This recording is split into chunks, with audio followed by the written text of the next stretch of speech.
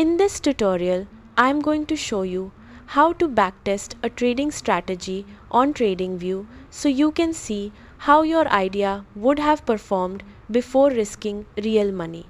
First, open Tradingview and load any chart you want to test your strategy on. Once your chart is ready, look at the bottom of your screen and click on the Pine editor.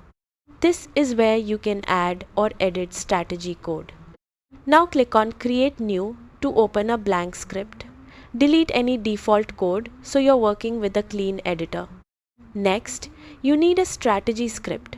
You can either write your own or use AI to generate one. For example, you can get a simple moving average strategy and copy the full code. Go back to the Pine editor and paste the script into the editor. Take a second to make sure everything is pasted correctly. Now click on Add to Chart. As soon as you do this, Tradingview will apply the strategy to your chart and automatically start the backtest.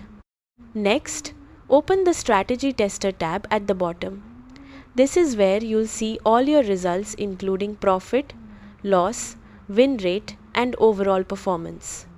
You can scroll through historical data on the chart to see exactly where trades were taken and how the strategy behaved in different market conditions.